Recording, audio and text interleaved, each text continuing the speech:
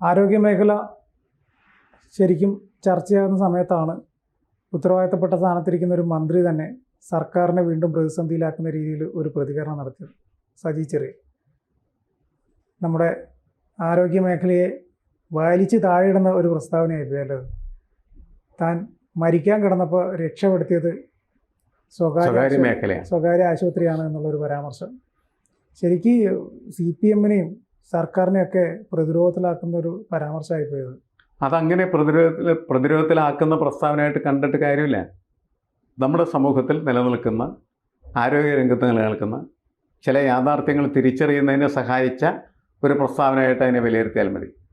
അതിനപ്പുറത്ത് വിലയിരുത്താനും അതിനെ സംരക്ഷിക്കാനും അതിനെ വളച്ചൊടിക്കാനും ഒക്കെ ശ്രമിക്കുന്നത് എല്ലാ കാര്യങ്ങളെയും രാഷ്ട്രീയത്തിലൂടെ മാത്രമേ കാണാൻ കഴിയുള്ളൂ എന്ന് പറയുന്ന ഒരു രാഷ്ട്രീയ കണ്ണ് എല്ലാത്തിനും നിയന്ത്രിക്കുന്നു എന്നുള്ളതാണ്.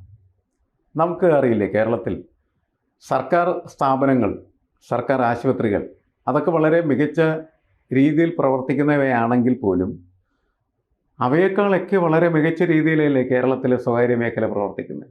അതെ, നമുക്ക് പക്ഷേ സ്വകാര്യ മേഖലയെ മാത്രം ആശ്രയിച്ച് ജീവിക്കാൻ കഴിയാതിരിക്കുന്നത് നമ്മുടെ ഭാഗ്യമാണ് എന്ന് വിചാരിച്ചാൽ മതി.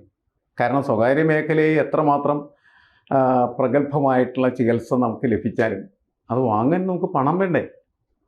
ആ ചികിത്സ തേടാനായിട്ടുള്ള സമ്പത്ത് നമ്മളെ ഇല്ലല്ലോ. അതുകൊണ്ടാണുള്ള സർക്കാർ ആശുപത്രിയെക്കുറിച്ചും സർക്കാർ മെഡിക്കൽ കോളേജുകളെക്കുറിച്ചൊക്കെ നമുക്ക് സംസാരിക്കേണ്ടി വരുന്നു. സ്വകാര്യ മേഖല എന്ന് നമ്മൾ വിശേഷിപ്പിക്കപ്പെടുന്ന ആശുപത്രികൾ, കോർപ്പറേറ്റ് സംവിധാനങ്ങളിൽ പ്രവർത്തിക്കുന്നത്, അവിടെ ചികിത്സയ്ക്ക് പോകാനായിട്ട് സാധാരണക്കാരന് കഴിയില്ല. അത്രമാത്രം പണമാണ് അവരവിടുന്ന് പിടിച്ചു പറിച്ചെടുക്കുന്നത്.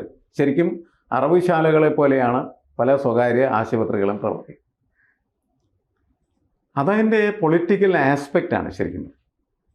പക്ഷേ എഫിഷ്യൻസിയുമായി നമ്മൾ താരതമ്യം ചെയ്യുന്ന സമയത്ത് കാര്യക്ഷമത, സർക്കാർ ആശുപത്രിക്കാണോ കാര്യക്ഷമത സ്വകാര്യ ആശുപത്രിക്കാണോ എന്ന് ചോദിച്ചാൽ നമുക്ക് കൃത്യമായ ഉത്തരം നൽകാൻ കഴിയില്ല. പക്ഷേ ചില സ്വകാര്യ ആശുപത്രികളെങ്കിലും സർക്കാർ ആശുപത്രികളെക്കാളും സർക്കാർ മെഡിക്കൽ കോളേജുകളെക്കാളുമൊക്കെ വിദഗ്ധമായിട്ടുള്ള രീതിയിൽ പ്രവർത്തിക്കുന്നവയാണ്.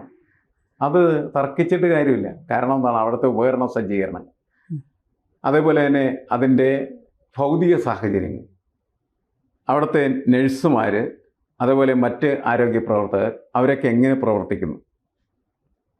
അത് നമ്മൾ ഈ ഒരു പ്രധാനപ്പെട്ട ഇപ്പോൾ ആസ്റ്റർ മെഡിസിറ്റിയിൽ ചെന്നാൽ നിങ്ങളിവിടെ ഒരു ജീവനക്കാരനോട് എന്തെങ്കിലും കാര്യം ചോദിച്ചാൽ നിങ്ങൾക്ക് വളരെ കൃത്യമായിട്ടുള്ള ഉത്തരം നൽകാൻ അവർ തയ്യാറാണ്. മാത്രമല്ല നിങ്ങളെ അവർ നല്ല രീതിയിൽ പരിഗണിക്കുന്നു. സർക്കാർ ആശുപത്രിയിൽ ചെന്ന് നിങ്ങളുടെ ഒരു ഉദ്യോഗസ്ഥനോട്, ഒരു ജീവനക്കാരനോട് എന്തെങ്കിലും ചോദിച്ചാൽ അവൻ്റെ മുഖഭാവം, അവൻ്റെ സമീപനം ഒക്കെ എത്ര മോശമാണ്. പോകുന്ന ആളുകൾക്ക് അറിയാം, അത് ഇല്ലാത്ത ആളുകൾക്ക് അത് അറിയില്ല. വളരെ മോശമായിട്ടുള്ള സർക്കാർ ഓഫീസുകളിൽ ഇത് തന്നെയാണ്. അപ്പോൾ പൊതുവെ ആളുകൾക്ക് തോന്നുന്നത് സർക്കാർ ഓഫീസും അതുപോലെ സർക്കാർ ആശുപത്രിയൊക്കെ അടിച്ചു പൊളിച്ചോളെന്നും തോന്നും. അങ്ങനത്തെ വികാരമൊക്കെ ആൾക്കാർക്ക് വേണമെങ്കിൽ വരാം. അത് ഇവരുടെ പെരുമാറ്റം കൊണ്ടാണ്. ഇവരെന്തിനാണ് ഇങ്ങനെ പെരുമാറുന്നത്? ആശുപത്രിയിലേക്ക് ചികിത്സിക്കാൻ വരുന്നതായിട്ടുള്ള രോഗികളുടെ നെഞ്ചത്ത് കയറാനായിട്ട് ഇവിടുത്തെ ഉദ്യോഗസ്ഥന്മാരെ അല്ലെങ്കിൽ ജീവനക്കാരെ പ്രേരിപ്പിക്കുന്നത് അവരുടെ സംഘടനാ ബലമാണ്. ഏതെങ്കിലും ഒരു യൂണിയൻ, ചിലപ്പോൾ കോൺഗ്രസിൻ്റെ യൂണിയനായിരിക്കും, അല്ലെങ്കിൽ CPM-ൻ്റെ യൂണിയനായിരിക്കും, അല്ലെങ്കിൽ CPI-യുടെ യൂണിയനായിരിക്കും, ആരുടെയെങ്കിലും യൂണിയനായിരിക്കും. ആ യൂണിയൻ്റെ ബലത്തിൽ ഇവരെന്ത് ചെയ്യുകയെന്ന് വെച്ചാൽ മനുഷ്യരുടെ നെഞ്ചത്ത് കയറാൻ ശ്രമിക്കുകയാണ് ചെയ്യുന്നത്. അതുകൊണ്ടാണ് ആളുകൾക്ക് ഭയങ്കര വെറുപ്പ് വരും. അപ്പോൾ അതിൻ്റെ മോശമായിട്ടുള്ള കാലാവസ്ഥ തന്നെയാണ് കാണിക്കുന്നത്. ഇപ്പോൾ ഇടതുപക്ഷ ജനാധിപത്യത്തിൻ്റെ കൺവീനറായിട്ടുള്ള TP രാമകൃഷ്ണൻ പറഞ്ഞത്, എൻ്റെ ജീവൻ രക്ഷിച്ചത് സർക്കാർ ആശുപത്രിയാണ്. ശരിയാണ്. അങ്ങനെ ജീവൻ രക്ഷാ ശേഷി സർക്കാർ ആശുപത്രികൾക്കുണ്ട്. ഏറ്റവും കൂടുതൽ ഹൃദയം മാറ്റിവെക്കൽ ശസ്ത്രക്രിയ നടക്കുന്നത് നമ്മുടെ കോട്ടയം മെഡിക്കൽ കോളേജിലാണ്. അതെ, അല്ല മെഡിക്കൽ കോളേജ് എത്രയും നല്ല രീതിയിലൊക്കെ അവരത് വലിയ പരസ്യമാക്കി കൊണ്ടു നടക്കുന്നില്ല എന്നേ ഉള്ളൂ. അല്ല, ഞാൻ പറയുന്നത് എല്ലാ സ്ഥലത്തും നമുക്ക് ഏറ്റവും പ്രഗത്ഭമായിട്ടുള്ള രീതിയിൽ കാര്യങ്ങൾ കൊണ്ടുപോകാനായിട്ട് കഴിയും. സർക്കാർ ആശുപത്രികൾക്കും സർക്കാർ മെഡിക്കൽ കോളേജുകൾക്കും തീർച്ചയായിട്ടും നല്ല രീതിയിൽ പ്രവർത്തിക്കാൻ കഴിയും. പക്ഷെ പ്രവർത്തിപ്പിക്കാൻ ആൾ വേണം. അത് വേണം. നിങ്ങളിങ്ങനെയാണ് പെരുമാറേണ്ടത്, പ്രവർത്തിക്കേണ്ടതെന്ന് പറഞ്ഞു കൊടുക്കാൻ ആൾ വേണം. അതല്ലാണ്ട് യൂണിയൻ്റെ തിണ്ണമെടുക്കുന്നുണ്ട്. ഇപ്പോൾ നേരത്തെ നമ്മൾ കോഴിക്കോട് മെഡിക്കൽ കോളേജിലല്ലേ ഒരു രോഗിയെ ഉം. എന്താണ് ശസ്ത്രക്രിയ കഴിഞ്ഞ് കൊണ്ടുപോയതിന് ശേഷം പീഡിപ്പിക്കാൻ ശ്രമിച്ചത് ഒരുത്തനായിരുന്നു, ജീവനക്കാരനായിരുന്നു. ജീവനക്കാരനാണ്. അവനെതിരെ വലിയ പ്രക്ഷോഭങ്ങളും ബഹളങ്ങളൊക്കെ ഉണ്ടായതിനു ശേഷമാണ് പിന്നീട് അവൻ മാറ്റുന്നത്. അവനെ സഹായിക്കുന്ന തരത്തിലുള്ള യൂണിയൻ പ്രവർത്തിച്ചു അവിടെ വലിയ പ്രശ്നമായതല്ലേ ശരിക്കും. അപ്പം അതുകൊണ്ട് ഒരു കാരണവശാലും നമുക്കൊരു സിസ്റ്റത്തെ മുഴുവനുമായിട്ട് ന്യായീകരിക്കാനോ എതിർക്കാനോ കഴിയില്ല. പലരും നല്ല രീതിയിൽ പ്രവർത്തിക്കുന്നുണ്ടായിരിക്കും, പലരും ചീത്ത രീതിയിൽ പ്രവർത്തിക്കുന്നുണ്ടാകും. സജി ചെറിയൻ പറഞ്ഞ അഭിപ്രായം ശരിയാണ്, ടി വി രാമകൃഷ്ണൻ പറഞ്ഞത് ശരിയാണ്. ഇതിൻ്റെ പേരിൽ തർക്കം ഉണ്ടാക്കേണ്ട കാര്യമില്ല. കാരണം പല സർക്കാർ ആശുപത്രികളേക്കാൾ മികച്ച തോതിൽ സ്വകാര്യ ആശുപത്രികൾ ചിലപ്പോൾ പ്രവർത്തിക്കുന്നുണ്ടാവും. സർക്കാർ ആശുപത്രിയിൽ നിന്ന് പറഞ്ഞു വിടുന്ന രോഗികളെ നേരെ കൊണ്ടുപോകുന്നത് കൊണ്ടാണ് ഈ സ്വകാര്യ ആശുപത്രികളിലേക്കാണ്. അപ്പോൾ സ്വകാര്യ ആശുപത്രിയുടെ സംവിധാനങ്ങളെന്ന് പറയുന്നത് മെച്ചപ്പെട്ടതായിട്ടും മികച്ചതായിട്ട് നിൽക്കുന്നത് അവരുടെ പണത്തിൻ്റെ, അതിലുള്ള ഇൻവെസ്റ്റ്മെൻറ്റിൻ്റെ അടിസ്ഥാനത്തിൽ. ഇൻവെസ്റ്റ്മെൻറ്റ് കൂടുതൽ നടത്തിയ സ്ഥലത്ത് അതിനുള്ള സൗകര്യങ്ങളൊക്കെ ഉണ്ടാവും. അതിനനുസരിച്ച് അവർ പണം പിടുങ്ങുന്നുണ്ട്, വാങ്ങുന്നുണ്ട്. അല്ലാണ്ട് ന്യായമായ പണമൊന്നുമല്ല വാങ്ങിക്കുന്നത്, അന്യായമായിട്ടുള്ള രീതിയിൽ തന്നെ സ്വകാര്യ ആശുപത്രി പണം വാങ്ങിക്കുന്നുണ്ട്. ഇത് അനുഭവപ്പെടുന്ന രോഗികളെ സംബന്ധിച്ചിടത്തോളം അവരുടെ ജീവിതം എന്ന് പറയുന്നത് ഈ പണത്തിന് മുമ്പിൽ അടിയറവ് പറയപ്പെടുകയാണ്. പണമില്ലെങ്കിൽ നിങ്ങൾക്ക് അവിടെ ചികിത്സിക്കാനായിട്ടുള്ള സൗകര്യമില്ല എന്നാണ് പ്രശ്നം. സർക്കാർ ആശുപത്രിയിൽ അങ്ങനെയല്ല, പണമില്ലെങ്കിലും നിങ്ങളെ ചികിത്സിക്കാനായിട്ട് തയ്യാറാണ്, നിങ്ങളെ ചികിത്സിക്കും.